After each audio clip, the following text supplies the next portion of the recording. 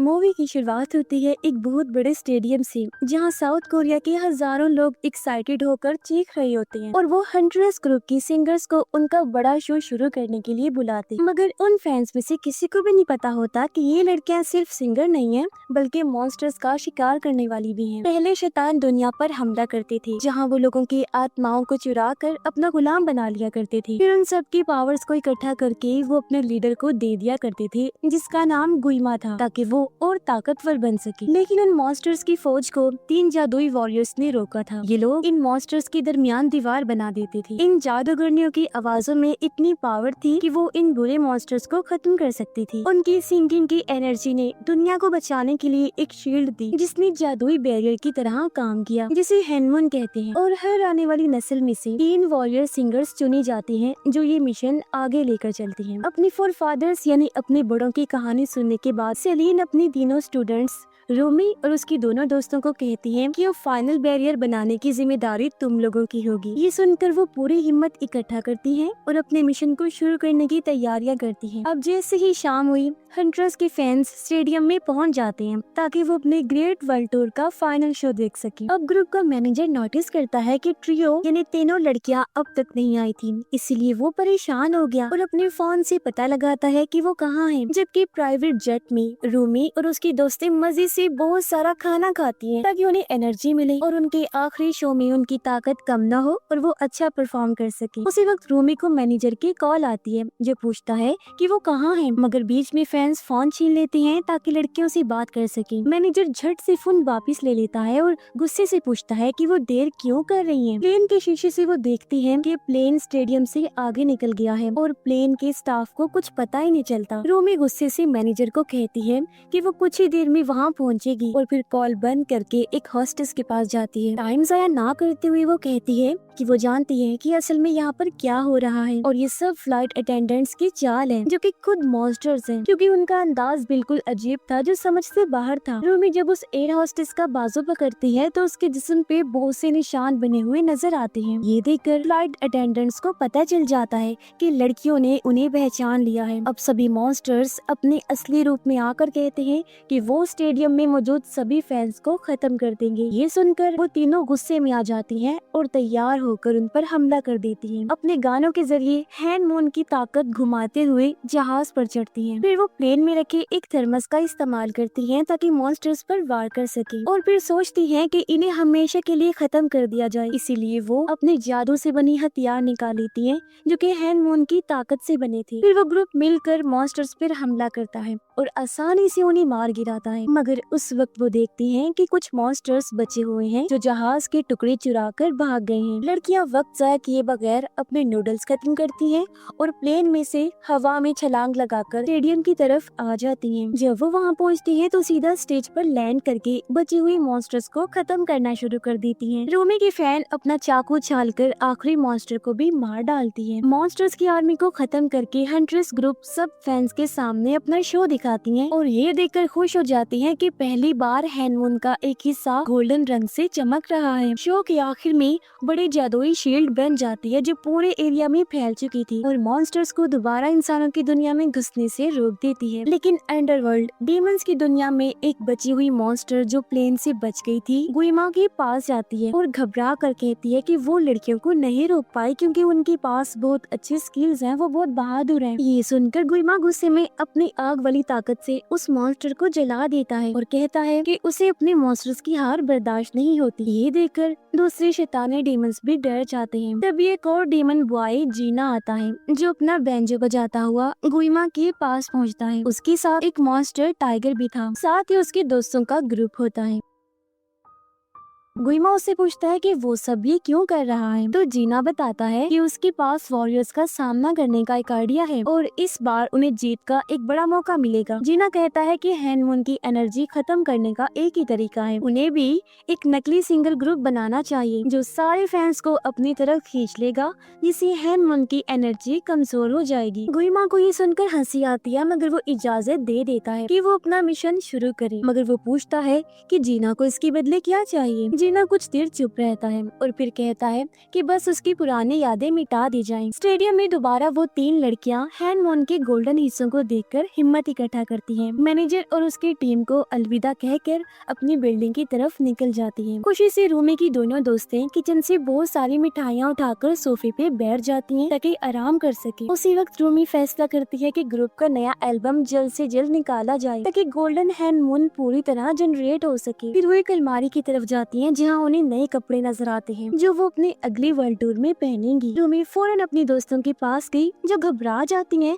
जब वो देखती हैं कि उनकी दोस्त पहले ही अपना नया ड्रेस पहन चुकी है। उसी वक्त मैनेजर नजर आता है और कहता है कि पूरी दुनिया उनका नया एल्बम सुन रही है। अब थकन के बावजूद भी लड़कियां एक्साइटेड होती हैं और अपना काम जारी रखने का फैसला करती हैं। कुछ दिन बाद ग्रुप शहर के एक स्टूडियो में इंटरव्यू करता है और बताते हैं कि उनका अगला कॉन्सर्ट कुछ मिनट में होने वाला है जहां वो अपने नए गाने सब फैंस तक पहुंच जाएंगे। जब उसकी दोस्त से रिकॉर्डिंग की तैयारी करती है तो रूमी अपने ड्रेसिंग रूम में चली जाती है और अपने बाजों पर बने हुए डिमोनिक निशान देखती है। वो कोशिश करती है कि उस बारे में ना सोचे, फिर अपना कॉस्ट्यूम पहनकर स्टूडियो आ जाती है ताकि दोस्तों के साथ रिकॉर्डिंग शुरू करे। अचानक रूमी की आवाज टूट जाती है और वो परेशान होती है कि ये क्या हो गया। वो फिर प्रोड्यूसर से कहती है कि रिकॉर्डिंग दोबारा शुरू करे, मगर उसकी आवाज फिर फेल हो जाती है। मैनेजर पूछता है कि सब ठीक है ना, लेकिन रूमी समझ नहीं पाती कि ये मसला क्या हो रहा है, इसलिए कहती है कि बस 5 मिनट का ब्रेक दे दीजिए। ये सुनकर मैनेजर घबरा जाता है क्योंकि स्टेडियम के बाहर हजारों फैंस इंतजार कर रही होती हैं। अपने ड्रेसिंग रूम में वो अपनी गर्दन की जिप खोलती है और देखती है कि वो निशान फिर फैल गए हैं जो उसकी आवाज को भी खराब कर रहे हैं। ये देखकर रूमी डर जाती है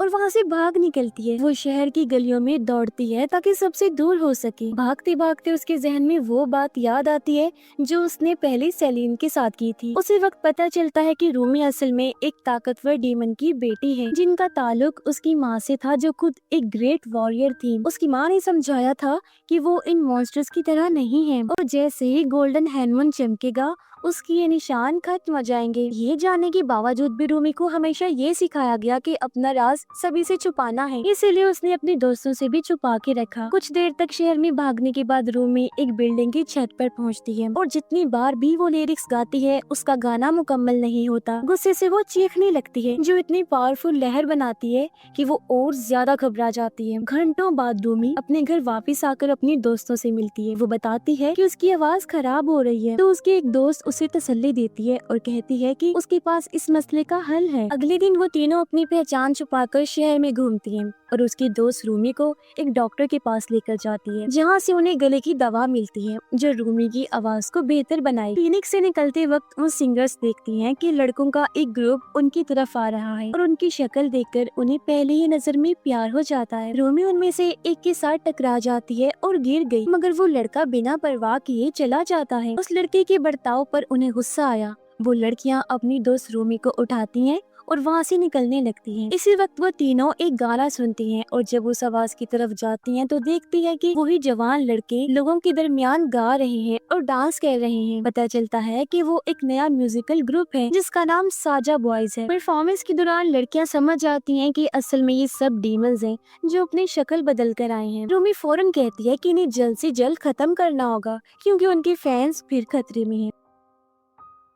ये सोचकर वो हंटर्स ग्रुप के मेंबर्स तैयार हो जाते हैं और उनके स्टेज पे हमला करने के लिए वहाँ एंटर हो जाते हैं, लेकिन वो छुपे हुए डीमंस पहले उनकी मौजूदगी का पता लगा लेते हैं और प्रोग्राम के बीच उन्हें जबरदस्ती स्टेज पे बुला लेते हैं और एक स्लाइड पे धकेल देते हैं। गुस्से में होने के बावजूद भी वो सिंगर्स अपने फैन को महसूस नहीं होने देती कि कोई खतरा है और शो खत्म होने के बाद वो साजा बॉयज का पीछा करती हैं जो भागकर वॉशरूम में घुस जाते हैं। वो तीनों फौरन वॉशरूम में एंटर हुई, अपने हथियार निकालकर तैयार हो जाती हैं, लेकिन अटैक होने से पहले ही जीना कई पोर्टल्स खोल देता है जहाँ से बहुत सारे पानी वाले डीमंस बाथ टब में से निकलकर आ जाते हैं। लड़कियां फिर उन डीमंस का पीछा करती हैं और रोमी जीना का पीछा करती है जो फंस जाता है। उसी वक्त रोमी की दोस्तें मिलकर मॉन्स्टर से लड़ रही होती हैं और वो देखती है कि हैनमून कमजोर होता जा रहा है जिससे और मॉन्स्टर्स को भागने का मौका मिल रहा है। रोमी जीना से गुस्से से लड़ती है लेकिन वो बच जाता है। उसी वक्त वो रोमी के बाजू पर बने पुराने निशान देखता है और हैरान होता है कि ये कैसे हो सकता है। फिर अचानक एक मॉन्स्टर दीवार तोड़ देता है, जिससे रूमी को अपनी दोस्ती दिखाई देती हैं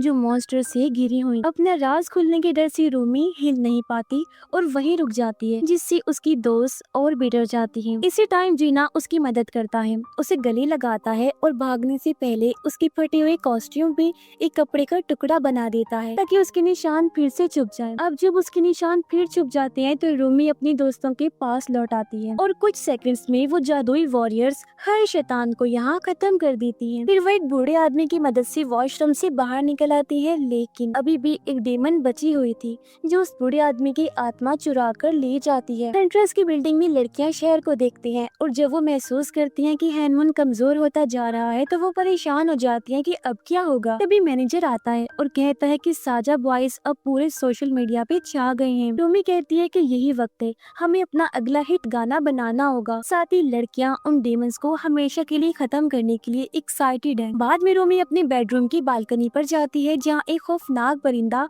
उसे हैरान कर देता है और उसे जीना की डिमोनिक टाइगर तक ले जाता है। वो जानवर रूमी को एक खत देता है और जैसे रूमी उसे खोलती है तो पता चलता है कि ये साजा बॉयज के लीडर की तरफ से दावत है कि रात को मिलने आई। फिर वो परिंदा और टाइगर फौरन वहाँ से गायब हो जाते हैं, मगर रूमी के दिल में शक होने के बावजूद वो फैसला करती है कि उस दावत को कबूल करके उससे मिलने जाए। जैसे वो वहाँ पहुँचती है, रूमी कोशिश करती है कि जीना पे हमला करे अचानक, मगर उसे समझ आता है कि वो तो सिर्फ एक डमी थी। फिर जब वो ग्रुप के लीडर को देखती है तो दोबारा हमला करने की कोशिश करती है, लेकिन जीना उसे रिलैक्स करने की कोशिश करता है और कहता है कि वो सिर्फ बात करना चाहता है और बताता है कि उसकी जिंदगी में होने वाली सारी बुरी चीजों का जिम्मेदार गुइमा है। जीना ये बताता है कि माजी में उसकी आत्मा को एक डीमन लॉर्ड ने कैद कर लिया था। फिर वो रूमी से पूछता है कि उसे ये निशान कैसे मिले, मगर वो मना करती है और दोबारा हमला करती है, लेकिन लड़का गायब हो जाता है, इसीलिए वो नाराज हो जाती है। वक्त गुजरने के साथ वो सिंगर्स अपना नया गाना शुरू कर देती हैं और प्रोडक्शन के दौरान वो हैनमून से निकलने वाले डीमंस का शिकार भी करती रहती हैं। इस बीच वो शैतानी टाइगर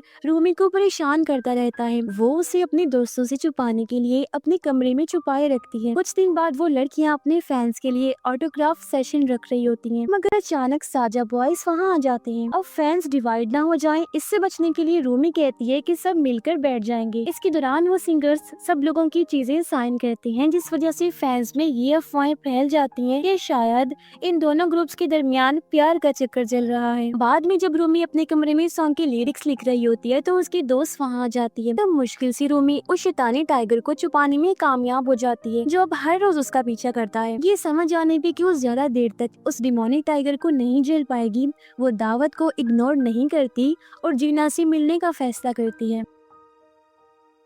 इस दौरान मॉन्स्टर्स पूरे इलाके में लोगों की आत्माओं को कैद करते हैं और कुछ दिन के अंदर अंदर शहर से काफी लोग गायब होने लगते हैं। जीना से मिलने पर उसे बताती है कि उसने एक तरीका ढूंढ लिया है जिससे वो जीना को गुइमा के कब्जे से आजाद कर सकती है और कहती है कि डीमन लॉर्ड का इंसानी दुनिया पे कोई असर नहीं रहेगा जब गोल्डन हैनमून का टाइम पूरा हो जाएगा। रूमी जीना से कहती है कि वो हंट्रेस ग्रुप को दोबारा मशहूर करने में मदद करे, क्योंकि जब वो अपने फैन से मजबूत ताल्लुक बनाएंगे तो वो इतनी ताकतवर दीवार बना सकती हैं जो गुइमा को हमेशा के लिए कैद कर देगी। साथ ही वो कहती है कि अगर जीना सच में डीमन लॉर्ड की चालाकियों से आजाद रहना चाहता है तो वो गोल्डन हैनमून की बनने के बाद इंसानों के दरमियान जिंदगी गुजार सकता है, मगर जीना कुछ देर सोचता है और इस बात से मना कर देता है। उसी वक्त एक ब्रेसलेट बेचने वाली औरत वहाँ आती है जो रूमी को अपनी चीजों में से एक ब्रेसलेट देती है। रूमी जीना को मनाने की कोशिश करती है वो ये ब्रेसलेट अपने पास रखे और कहती है कि उनका आजाद होने का सिर्फ एक तरीका है, वो ये है कि वो बुरे लीडर को हरा दे। कुछ दिन बाद वो ट्रियो स्टेज पे प्रैक्टिस करती है,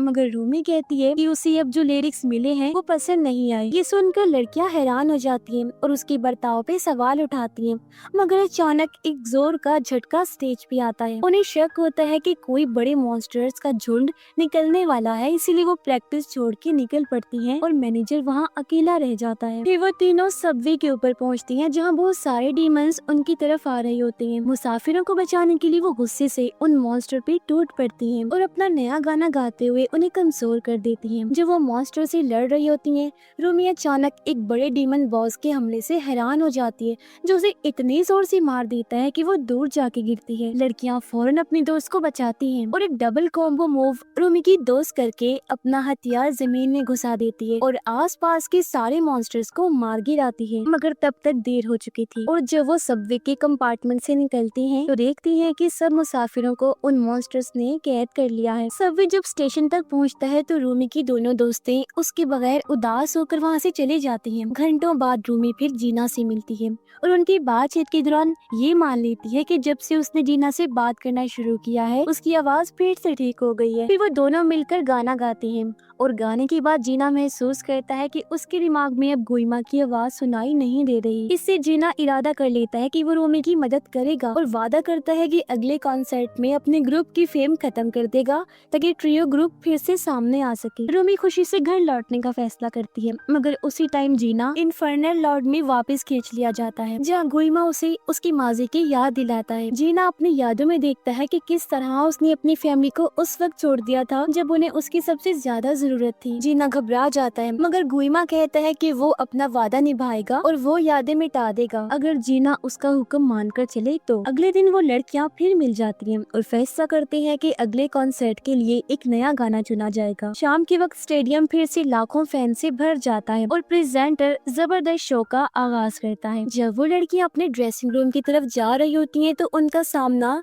जीना और उसके ग्रुप से होता है, जो स्टेज की तरफ ही जा रही होती हैं और रूमी देखती है कि जीना पहले से ज्यादा सीरियस लग रहा है। एक्साइटेड होकर प्रेजेंटर ऐलान करता है कि साजा बॉयज का शो अब शुरू होने वाला है, मगर उसी वक्त अचानक सारी लाइट्स बंद हो जाती हैं, जिससे फैंस बहुत ज्यादा कंफ्यूज हो जाते हैं। थोड़ी देर बाद मैनेजर भागकर अपने सिंगर्स को ये बताता है कि दूसरे ग्रुप ने अभी स्टेज पे लड़ाई की है और कहता है कि यही मौका है कि वो अपने सब फैंस वापस जीत सकती हैं। ये सुनकर लड़कियां उम्मीद से भर जाती हैं और फौरन स्टेज की तरफ चल पड़ती हैं, जहां वो अपना जबरदस्त शो शुरू करती हैं और पूरी ऑडियंस को फुल एंटरटेन करती हैं। गाने के दौरान उसकी दोस्तें स्टेज से उतर जाती हैं ताकि रूमी अपना सोलो परफॉर्मेंस दे सके, लेकिन दोबारा स्टेज पे लौटने से पहले वो देखती हैं कि मैनेजर को सिक्योरिटी ले जा रही है। बगैर कुछ सोचे समझे वो लड़कियां उसे बचाने के लिए भाग पड़ती हैं, मगर वहाँ पता चलता है कि असल में वो डीमंस हैं जो अपनी पावर से उन्हें धोखा दे रहे थे। उसी वक्त कमरे की लाइट्स भी बंद हो जाती हैं और फिर एक नया गाना शुरू होता है। रूमी नोटिस करती है कि ये वही लिरिक्स हैं जो उन्होंने कल रिजेक्ट कर दिए थे।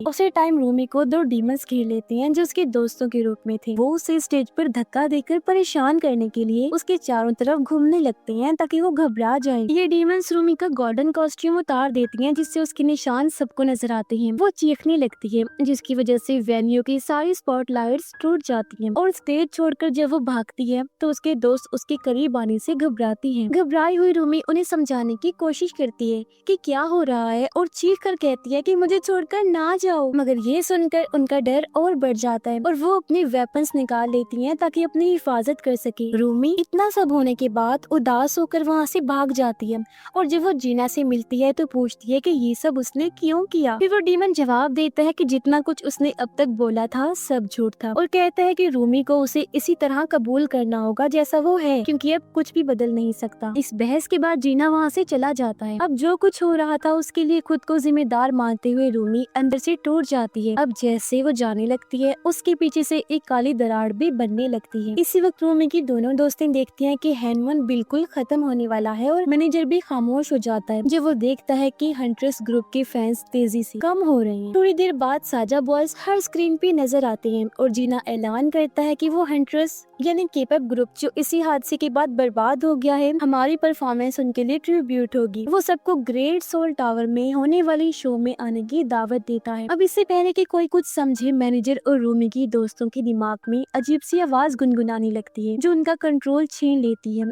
और वो भी सब फैंस की तरह और शो की तरफ चल पड़ते हैं। इसी बीच जीना और उसका ग्रुप ग्रेट डीमन बैंक्वेट का इंतजार कर रहे होते हैं और जैसे शो शुरू होता है वो अपने असली डीमन वाले कॉस्ट्यूम पहनकर नया गाना परफॉर्म करते हैं। परफॉर्मेंस जैसे जैसे आगे बढ़ती है गुइमा भी बड़ा होता जाता है क्योंकि वो सभी फैंस की एनर्जी को अपने अंदर समा रहा था। स्टेज पर वो डीमन ग्रुप अपनी पावर सी हवा में उड़ने लगते हैं। गाने के बीच ऑडियंस हिप्नोटाइज होकर स्टेज के और करीब जाने लगते हैं। मगर जब सब कुछ खत्म होता नजर आ रहा था, रूमी अचानक वापस आती है और अपनी आवाज से परफॉर्मेंस को रोक देती है। गुइमा जीत के एहसास में कहता है कि अब कुछ नहीं हो सकता, मगर उसकी बातों के बावजूद वो गाना जारी रखती है, जिससे उसकी दोस्तें हिप्नोसिस से आजाद हो जाती हैं। जब वो तीनों वापस मिल जाती हैं तो मिलकर गाना शुरू करती हैं और इन्फर्नल लॉर्ड उन्हें रोकने के लिए हजारों मॉन्स्टर्स बुलाता है ताकि उनको खत्म कर सके। मगर वो जादुई वॉरियर्स नहीं घबराती और अपने वेपन्स के साथ हर मॉन्स्टर को आसानी से मार गिराती हैं। उनकी आवाज हैनमून को फिर से जोड़ देती है। एक दूसरे से मिलकर वो हंटर्स ग्रुप खुशी से गले लग जाती हैं और उनके कॉस्ट्यूम्स भी ट्रांसफॉर्म होकर एक नई शक्ल ले लेते हैं। बगैर टाइम जाया किए वो स्टेज की तरफ लौट पड़ती हैं। मगर उसी टाइम गुइमा सब डीमंस की ताकत एब्सॉर्ब कर लेता है और अपनी आग रूमी की तरफ फेंकता है, जबकि साजा बॉयज रूमी की दोस्तों पर हमला कर देते हैं। इन्फर्नल लॉर्ड के अटैक से मरने से पहले रूमी को जीना बचा लेता है। वो माफी मांगता है अपने सब गुनाहों के लिए जो उसने रूमी की जिंदगी में किए। घबराई हुई रूमी उसे कहती है कि वो उसे छोड़कर ना जाए क्योंकि वो चाहती है कि सब आजाद हो सके। जीना जवाब देता है कि वो आजादी तो मिल चुकी है पहले ही और अपनी आत्मा रूमी को दे देता है, जिससे वो बहुत बड़ी ताकत हासिल करती है। गुस्से में रूमी एक जबरदस्त वार करती है जो गुइमा को 2 टुकड़ों में काट देता है और फिर वो डीमन लॉर्ड की तरफ दूसरा हमला करती है, जबकि उसकी दोस्तें साजा बॉयज के हर मेंबर को खत्म कर देती हैं ताकि इस सब का हमेशा के लिए खात्मा किया जा सके। फिर वो तीनों मिलकर गुइमा की तरफ उड़ती हैं और अपने फैन से मिली हुई सब ताकत इकट्ठा करके आखिरकार उसे हरा देती हैं। गुइमा के खात्मे की वजह से हैनमून पूरी दुनिया में फिर से मजबूत होकर फैल जाता है। अब ये सब कुछ होने के बाद फैंस जब उनके लिए तालियां बजाते हैं तो वो लड़कियां खुशी महसूस करती हैं। उन्होंने आखिरकार दुनिया के सबसे बड़े खतरे को हरा दिया था। उनके चेहरे पर एक सुकून की लहर दौड़ जाती है और इसी के साथ इस फिल्म की कहानी भी यहीं पर खत्म हो जाती है।